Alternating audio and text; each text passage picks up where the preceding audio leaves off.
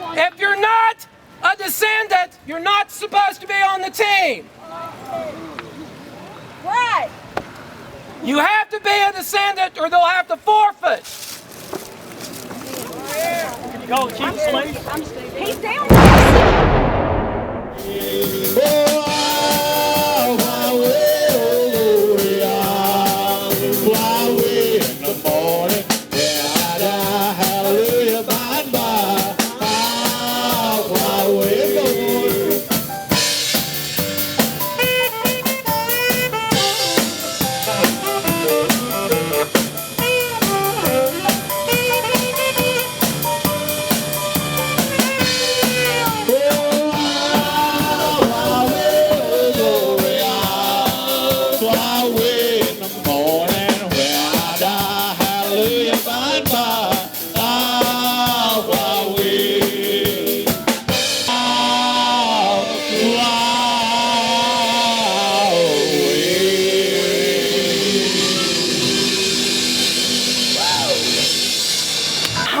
How many people do you think are related in this valley, in this area, to Hatfields and McCoys? How big is that family? Well, I couldn't give you a number, but I would say quite a few of them have some relation, maybe distant, but a number of them have some connection to the feud.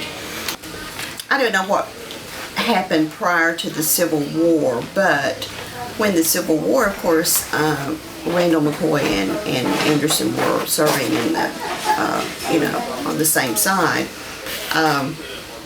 There may have been something there that led to some kind of conflict between them. I don't really know.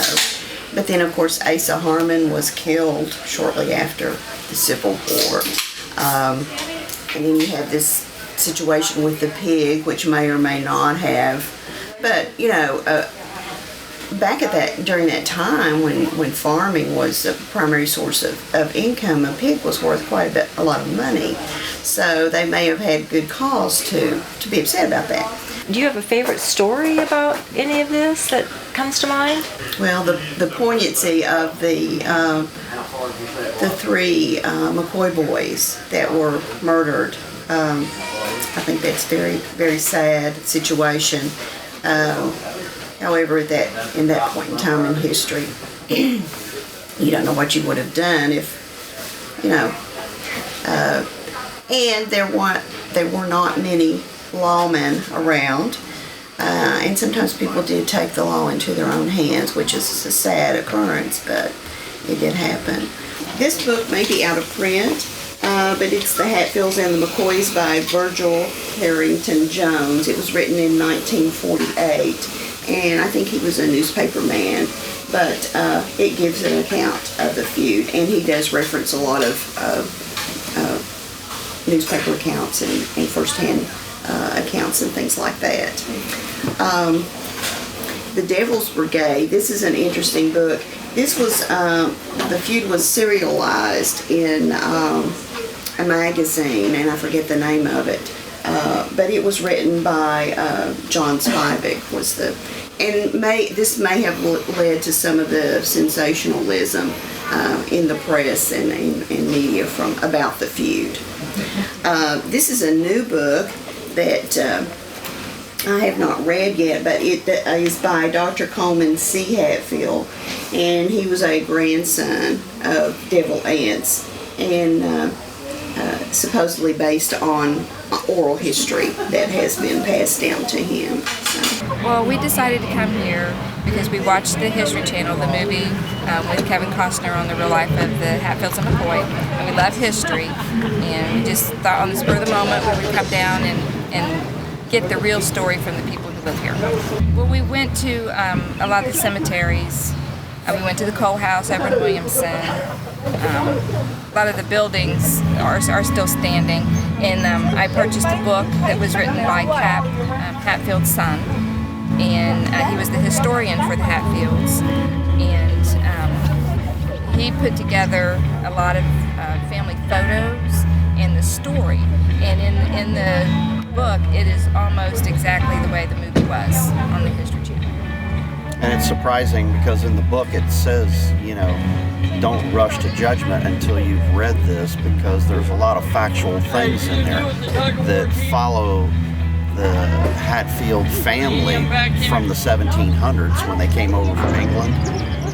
And, you know, during the American Revolutionary War and the attacks that they endured from the Indians and such. So there's a lot of rich history there, even way before the feud ever started. And there's a lot of rich history because of the coal that's come out of this area. They do seem to get along really well now, and there's a lot of them that have married.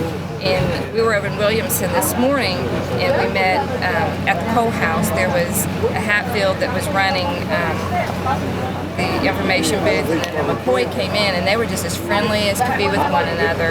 You'd think they were, you know, best of friends now. So it's totally different today than what it was. I don't know if you're aware they signed a peace treaty in 2003, so that was cool.